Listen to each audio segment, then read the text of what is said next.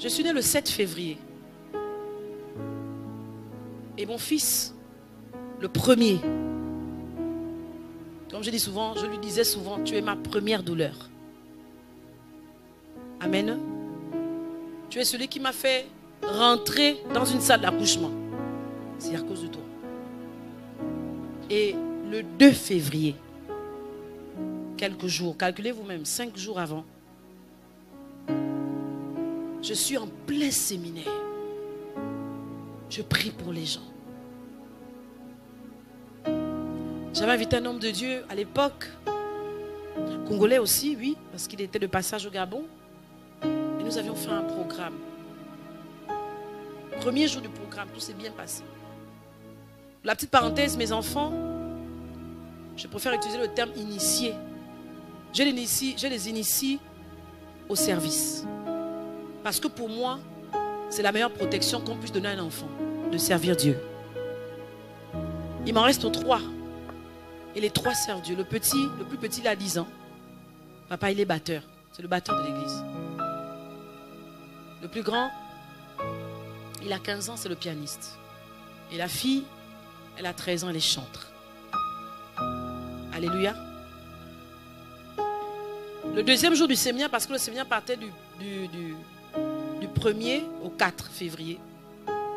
Le deuxième jour du séminaire, donc le 2 février, on m'appelle. Les enfants sont à l'école le matin et puis vers 15 h, parce qu'il rentrait souvent avec son petit frère, je vois son petit frère arriver. J'ai dit, mais où est ton enfant? Non, il est resté parce qu'il avait devoir. Toute mère, un moment, on fait confiance. Je vois le temps passe. Et puis, je regarde l'heure. Il est 17 h, je trouve pas ça normal. Je dis, il y a un problème. L'école m'appelle. Allô, madame?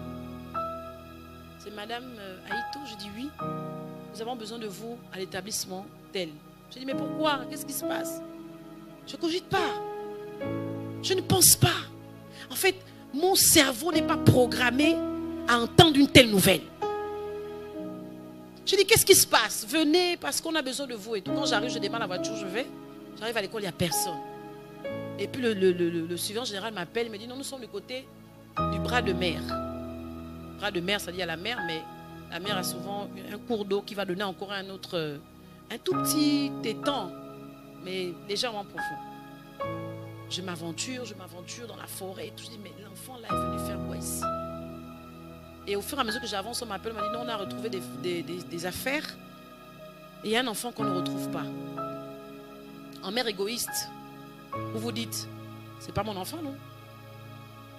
C'est l'enfant de l'autre. On ne pense pas que l'autre aura mal, mais on se dit, non, pas mon enfant.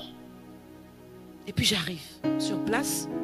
Quand j'arrive, je vois des gens regroupés, ils sont en train de parler, tout ça. Il y a des gens qui plongent dans l'eau et tout. Je vois le sac, je reconnais le sac de l'enfant. Je vois ses affaires dedans. Je vois son cahier dedans. Et je demande au surveillant, qu'est-ce qui se passe? Non, madame, vous savez, les enfants. Je dis que tout ça là, je veux savoir ce qui se passe. Oui, il y a des enfants qui sont venus se laver au bras de mer et puis un enfant qui n'est pas remonté. C'est votre enfant. Je vais dire répéter. Mon enfant. Remonté. C'est pas mon enfant. Et là, vous vous souvenez qu'il y a 4 ans, papa est parti. Là, c'est encore un décès. En fait, Jésus, qu'est-ce que tu me veux? À cet instant, j'ai poussé un cri. Comme je n'avais jamais crié, même quand je chante là, c'est petit. J'ai crié. J'ai crié ma douleur. J'ai crié. Tout ce que j'avais de force en moi est sorti dans ce cri. Je n'ai pas mon enfant. Et je suis tombée. Je ne me suis pas évanouie, je suis tombée. Parce que le cri était trop fort. Je suis allée dans l'eau. Madame, vous ne pouvez pas plonger. J'ai dit que je veux mon enfant. Donnez-moi mon enfant. Où est son corps?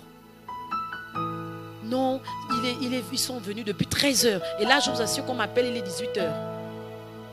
Ils sont venus depuis 13 h. Et depuis 13 h, le corps n'est pas remonté. Donc il s'est noyé, mais il n'est pas remonté. Je suis restée là jusqu'à 23 h. Ils sont rentrés. Ils ont fouillé. Ils rentrent, ils fouillent. Ils rentrent, ils fouillent. Les villageois sont rentrés, ils ont fouillé. Ils n'ont pas trouvé le corps. Ils m'ont dit, madame, il faut rentrer. On va rester à chercher. Je dis, vous allez chercher quoi? Est-ce que c'est un objet perdu? Qu'est-ce que vous allez... Vous savez, quand vous arrivez à un niveau de douleur, vous n'êtes plus logique. Vous perdez la raison. Vous ne vous rendez même pas compte de ce que vous êtes en train de dire parce que le seuil, quand on va à l'hôpital, on pose la question, non? De 0 à 10, quel est le seuil? Quel est le seuil de la douleur, c'est ça? Moi, si on m'avait posé la question ce jour-là, j'aurais dit non, c'est 1 million. Amen. C'est dur de perdre un être cher. Quelqu'un qui a été votre époux, oui, c'est dur. C'est une partie de vous qui s'en va. Mais c'est encore plus dur de perdre un enfant. Parce que le père n'a pas porté l'enfant, c'est la mère qui a eu les douleurs de l'enfant. Et qui plus est, le premier. Tout mon espoir était sur cet enfant. Parce qu'il a commencé à servir Dieu tôt comme moi. Chantre à la batterie, joue à la batterie. Il s'est consacré. Papa, à 11 ans, il prêchait déjà. 11 ans. Vous avez l'impression que tout votre espoir s'en va, non? Mais pendant que j'étais là, j'ai dit non. Je ne rentre pas. Rentre à la maison, on va fouiller. Je suis rentrée. Je n'ai pas dormi toutes ces nuits. À 5 h du matin, on m'appelle pour me dire on a retrouvé le corps. Ou du moins, le corps est remonté. On l'a mis sur le bord. Je suis partie avec les personnes qui étaient avec moi. Lorsque nous sommes arrivés, chose étrange, son corps était intact.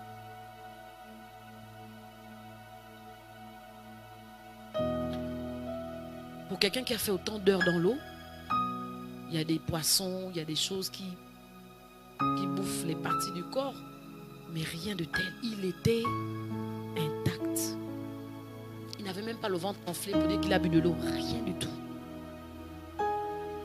Quand j'arrive, il était étalé peut-être à cette distance. Ma foi, j'appelle ça la foi folle. Alléluia. La foi qui affronte des choses qu'on n'affronte pas. Parce qu'il faut avoir une telle foi pour continuer à dire que tu aimes Dieu. Je me suis avancée, j'ai vu le corps. Parce que quand tu meurs, tu n'as plus de nom. N'est-ce pas, non? Quand tu meurs, tu n'as plus de nom. Le corps, la dépouille, le cadavre. Le seul qui a gardé le nom quand il est mort, c'est Jésus. Alléluia. Je me suis prosternée, j'ai posé mes... Le procureur voulait m'arrêter. Vous savez, dans ce genre de situation, on appelle la police pour faire les constats et tout ça. Il voulait m'arrêter. Non, madame, je dis, monsieur, je vous dis que c'est la folie. Je dis, monsieur, vous n'étiez pas là quand j'ai mis cet enfant au monde. C'est moi qui l'ai emmené dans ce monde. Et s'il doit partir, laissez-moi aller. Je me suis mise à genoux. J'ai parlé à mon fils comme j'avais parlé à son père. Je lui ai dit, va dire à Jésus que j'ai mal. La première fois, j'ai dit à son père, reviens. J'ai pas envoyé de message à Jésus. Mais là, j'ai dit, va dire à Jésus que c'est trop. J'ai mal. Et je sais qu'il a transmis le message parce que mon fils n'est pas là en enfer. Quand j'ai fini de dire ça, je me suis levée. Je suis rentrée. Des semaines après, on a organisé les obsèques et tout. Et à la maison de pompe funèbre, nous étions là. Et le corps était dans le cercueil. J'étais assise à côté comme en Afrique, hein, vous savez, quand on pleure. Et j'avais pas de force, j'avais rien du tout. Et pendant que je suis là, les gens viennent, ils te consolent. En fait, vous avez l'impression d'être dans un autre monde où personne n'a la clé pour entrer, pour vous retrouver. Vous avez l'impression d'être dans une bulle où il n'y a que vous-même qui savez. Vous pouvez accepter de laisser entrer quelqu'un, mais même si la personne rentre, les personnes ont des paroles stéréotypées. Ça se dit. Des paroles automatiques. Ça va aller, Dieu va, le Seigneur. En fait, eux-mêmes, ils ne savent même pas quoi te dire. Parce que ceux qui étaient là savaient qu'il y a quelques années, son mari est parti. Là, maintenant, c'est l'enfant. Qu'est-ce qui se passe, surtout en Afrique? Alléluia. J'étais dans ma bulle. Il y a une seule personne qui a pu entrer dans cette bulle. C'est le Saint-Esprit. Mais vous savez, pendant que j'étais là, je n'ai jamais maudit Dieu. Je n'ai jamais ressenti de la haine pour Dieu. Je n'en voulais pas à Dieu. J'avais toujours la foi. Pendant que j'étais là, je disais, Seigneur, tu sais ce que tu fais. Et le Saint-Esprit est rentré dans ma bulle. Il m'a dit, il faut que tu adores. Il n'a pas dit, il faut que tu chantes. Il a dit, il faut que tu adores. J'ai dit, Saint-Esprit, je ne vais pas adorer. Là aussi, c'est trop me demander. Je n'adore pas. J'ai fermé mon cœur à la voix de l'Esprit. Ce jour-là, je l'ai fait. J'étais là. Quelque temps après, ça n'a pas duré en l'espace de 10 minutes. J'ai entendu. Et c'est à ce moment-là que j'ai su discerner, faire, comment dire, le distinguo entre la voix du Saint-Esprit et la voix de Jésus. Je ne savais pas ça. Le Saint-Esprit est un peu genre autoritaire. Il te dit de faire. Mais Jésus a une voix. Un amour comme ça n'existe pas sur terre. Quand il te parle, ça te pénètre l'âme, l'esprit, le corps. Tu as l'impression de fondre dans un amour qu'aucun humain sur terre ne peut te donner. Et tu ne peux pas lui dire non. Il m'a dit, je veux que tu m'adores. Là, il n'a plus dit, il faut que tu adores, hein? J'ai dit, Jésus, ok, je vais le faire. Ma foi folle a fait que je me lève. Je suis allée vers mon père spirituel. Je dis, papa, je veux chanter. Il dit, non, tu vas chanter comment? Tu vas t'écrouler. Je dis, papa, je veux chanter. Adorer à cet instant, c'est avoir une foi folle. La foi qui sort au mauvais moment. La foi qui s'exprime quand tout le monde attend que tu abandonnes. Je ne sais pas ce que tu vis. Peut-être que tu as traversé pire que moi, je ne sais pas. Mais dans ce que tu as traversé, fais sortir le type de foi qui te correspond. Lève-toi de là. Je me suis levée. J'ai pris le micro. Les gens me regardaient bizarrement. Qu'est-ce qu'elle va faire? Qu'est-ce qu'elle va faire? J'ai commencé à chanter. J'ai pris ce chant. Puisqu'il m'a demandé, c'est ça non? Il m'a dit, adore-moi. J'ai pris le micro. J'ai dit au Seigneur, je t'aime, tu le sais. Je t'aime, tu le sais.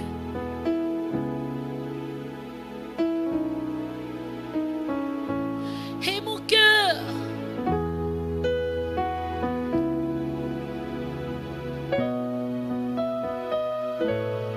j'ai dit, Jésus, je t'aime. Hey. Dans mon cœur.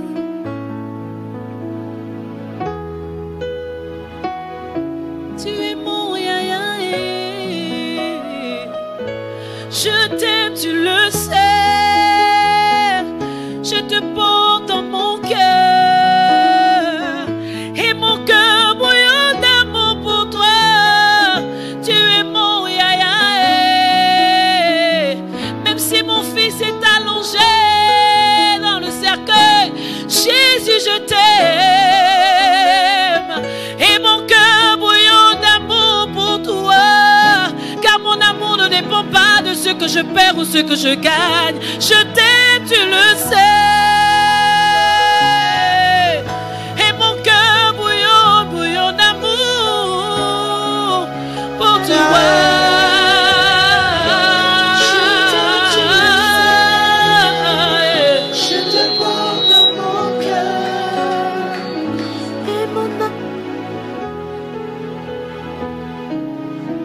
Ce jour-là, j'ai fait preuve de foi.